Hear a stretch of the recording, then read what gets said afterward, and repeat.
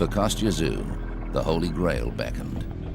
The missing piece of the puzzle was the IBF Junior Welterweight Championship, the very title Kostya had lost to Vince Phillips in 1997. Guarding that precious belt was an incredibly talented, trash-talking young fighter from New York City. His name, Zab Judah.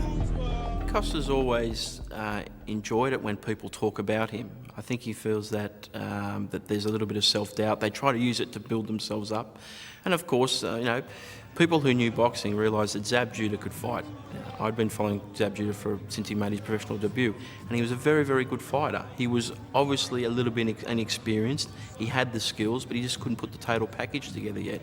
And I think just the way the gangster rap type mentality that Zab Judah and his team wanted to portray, that was their image, and that was the way they try to intimidate their opponents and try to intimidate Kostya, because Kostya doesn't have a big entourage. He doesn't have a very big team. He has a small group of loyal people who've been with him for a long time, and that's the way he likes it. He doesn't like big groups where, like a Zab Judah would like to have, you know, 20, 30, 40, 50 people with him, and it's just a gang mentality rather than just as an individual sport. He need these people around him to just, come on, Zab, Zab, Zab. He just hyping himself. But same time, he's the kid who not confident himself. You know, that when he's alone, he's scared. You know, like a young kid don't know where to go. You need the mom to say, my little boy, everything is fine. And that's why he need people all the time around him.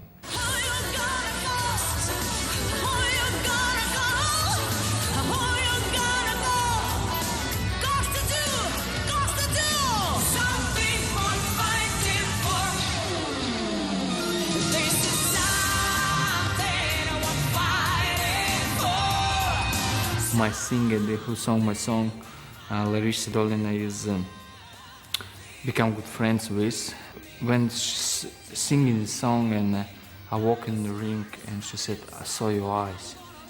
I was scared. And this is the person just singing the song, and she knows that nothing gonna happen. She said, I saw your eyes, and I was terrified.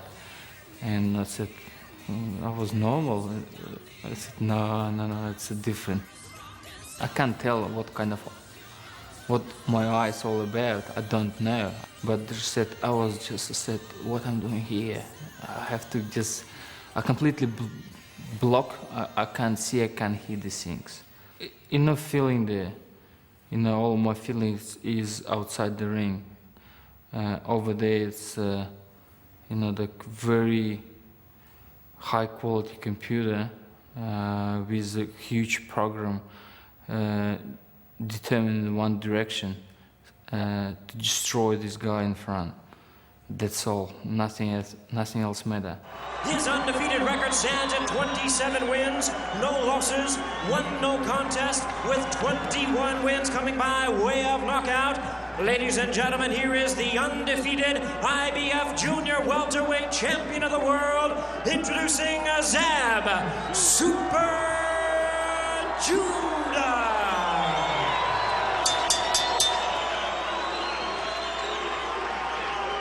And his opponent across the ring on my left, fighting out of the red corner, wearing black trunks, originally from Sarov, Russia, now fighting out of Sydney, Australia. He weighed in at the limit of 140 pounds even.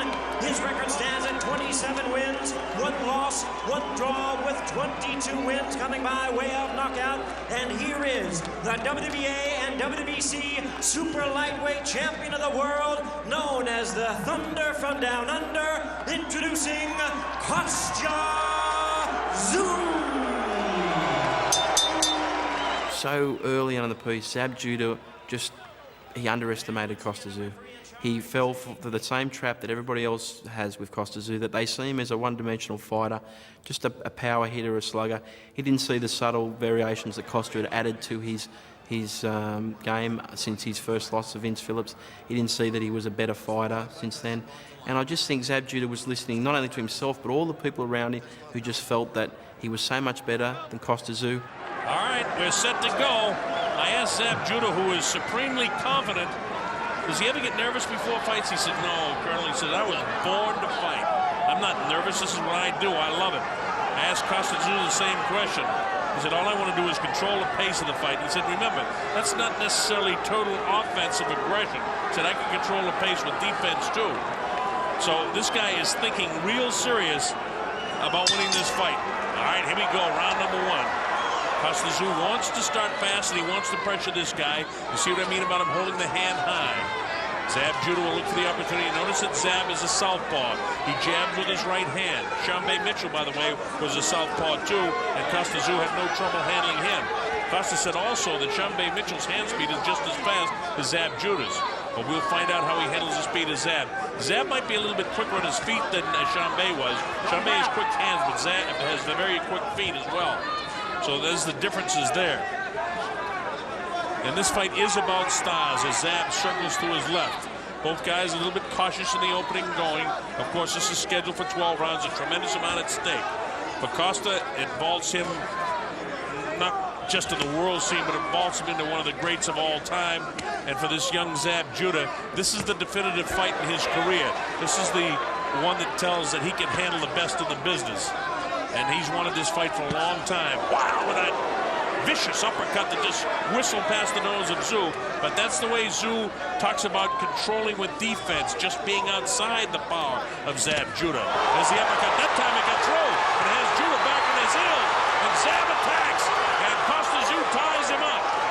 And so the best exchange of the fight, the punches have been landed by Zab Judah in round number one. Just felt that Zab Judah was always going to look good in the first few rounds. He was going to look fast. He was going to be flashy. He was going to be in and out and throwing punches, and it's what I expected. He did land what looked to be a very good uppercut, and the way that Kostya tried to avoid it, going backwards the ropes, it gave the impression that people at ringside and watching live on television that Kostya was in trouble, when really, if you look back on the tape, he probably wasn't hurt as badly as some people think. So I think a lot of the Kostya Tszyu fans were feeling a little bit worried when they saw that happen. I knew he's breakable mentally, that he can make mistake. That for me is a timing, because he's got good speed.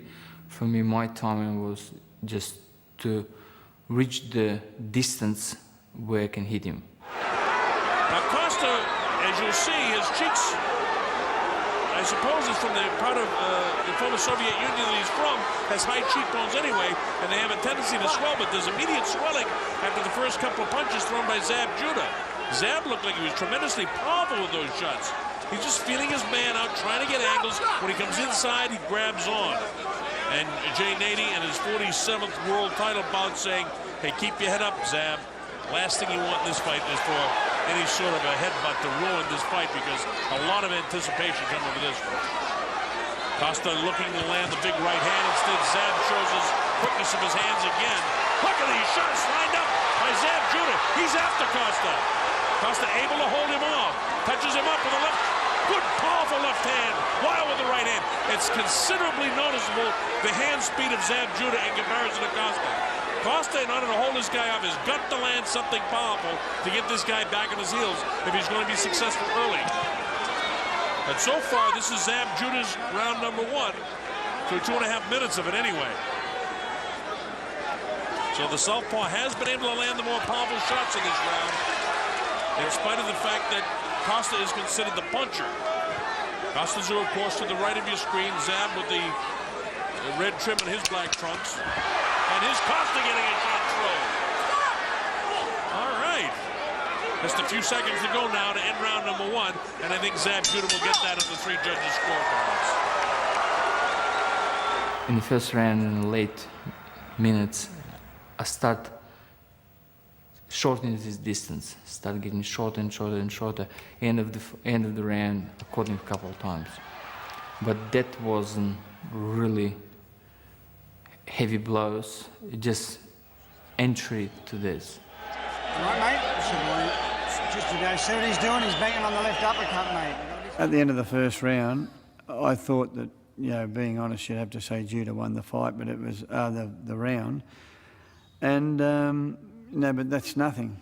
we had 11 to go, and we were certainly, we could have done another 20 if need be. But right near the end of that round, I got a buzz that Kostya hurt him. And I think that my judgment was right, because the second round, it was a different Zab. Right now, and you're talking about a fighter that's supremely confident anyway in his Zab. He has tremendous impression of his ability. He knows the ability that he has, and he knows how to use it. Nothing wrong when you have confidence under control. And I asked him about that, and he said, yeah, I'm learning to control my confidence. He said, he's not a bad kid at all. I like that. He's a nice kid. Kostya, of course, you know him down in Australia, a wonderful kid as well. These are two really nice guys, great athletes, and tremendous, tremendous fighters. His Kostya looked a little bit awkward going after Zab. Hasn't been able to land anything heavy yet, but Zab very quick on his feet. He doesn't want to feel the power. He'd rather avoid the power of Kostya Tszyu. That's the old Angelo Dundee, hit and don't get hit. The great trainer Muhammad Ali and Ray Leonard. I want my fighters not to get hit. He showed his weakness, mental weakness, where in the first round he gave nearly everything he could. Nothing happened. I mean, I'm still here, I'm still around, I still make a damage to him. And he wasn't prepared to stay in this focus for a long time. He was stressed as well. And he couldn't cope with this. He couldn't handle this pressure. And he said, okay, second round, relax. Don't relax with me. Zab thinks that he has the power to knock this guy out inside of 6 rounds. Kostya thinks that that's not going to happen, and that's what this fight's all about. And a prohibitive favorite here in Las Vegas, minus 360, meaning you're going to lay $360 on Zab Judah to win 100, and it's just about the opposite down in Australia, according to Ray Wheatley. This is round 2.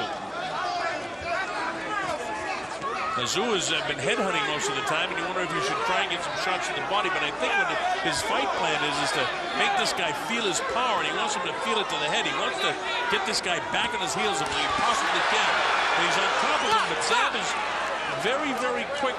Good defensive tactics by him. He'd be better off to come back at an angle than straight back, but heck, he's in the middle of the fight, and you don't think about everything. He's doing just about things perfectly right now. Tszyu forcing the second round a little bit more, and Zab fights when he feels like it. Look at the movement, side to side, off to his left and back to his right, skipping around, waiting for Kostya to come in. Avoids the right-hand shot of Kostya. Kostya with his eyes totally, he holds that hand. He kind of uses his left hand to measure a guy and then throws his right behind it. But he hasn't been able to land the right hand. A good chopping right that time. I say good in that he threw the punch well, but it didn't land. On the other hand, Judah really hasn't opened up at all here in the second round, and maybe the judges would give this round to Kostya Tszyu because Zab may not have done enough to win this round in the eyes of the judges. That's the way I would see this round anyway. I think Kostya's been busier, I think he's thrown more, and I think he's landed more. Down goes Zab Judah, and he's really hurt. He's all over the place. The fight's all over. The fight is stopped. Jay Nady has stopped Kostya Tszyu all over the place. Hit him with one shot and knocked him out. Zab Judah's not going to like it. He was all over the place, falling all over the place, but Kostya Tszyu is the undisputed champion of the world. It was perfect. Both shots was perfect. It wasn't really heavy. Say if he would move after second shot, just slightly front would a little bit gone for a long time. He would never be able to just get up at all. He would be on the floor. Somehow, just in the way I hit him second time, he moved back. It means he just slowed down the power, but at the same time, it still was plenty for him.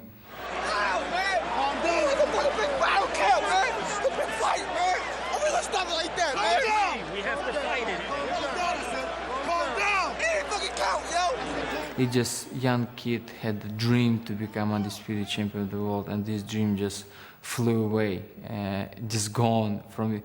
He said, "It is mine," and it's gone. And that's the reason why he was upset on himself and on father and everyone around. He just a little kid who was father took the best toy, and he just screaming, and he just didn't know what to do. He just, when he come down a bit, probably he's understand he done wrong thing, but he can't don't want to admit it. Ladies and gentlemen, we have the time of 2 minutes, 59 seconds in round number 2. Our referee in charge, Jay Nady, stops the contest. The winner by way of technical knockout. He is now the unified and undisputed 140-pound champion of the world, the Thunder from Down Under, Kostya Tszyu. I still think that Zab is most probably maybe the heir apparent to Kostya's crown. I think that he rightfully is, I think, the #1 legitimate challenger still. I think that one day it all depends on his behaviour and things like that, how disciplined he becomes. But I do believe that he will one day, only by doing the right thing out of the ring as much as inside the ring, that he will take over. But I don't think if I was handling Zab Judah, I would never want him to fight a bloke like Kostya Tszyu again. What about winning in this manner? Is it satisfying to you to win like this? When you fight for undisputed champion of the world, great opponent out in the second round, this is great result. And I believe why it's happened, because hours and hours and hours in preparation, dedication, motivation, just particularly for this particular moment. I really, really believe that this is my destiny, and it is my destiny. Okay, we're going to take a look at the knockdown, and you tell me what's going on here, Kostya.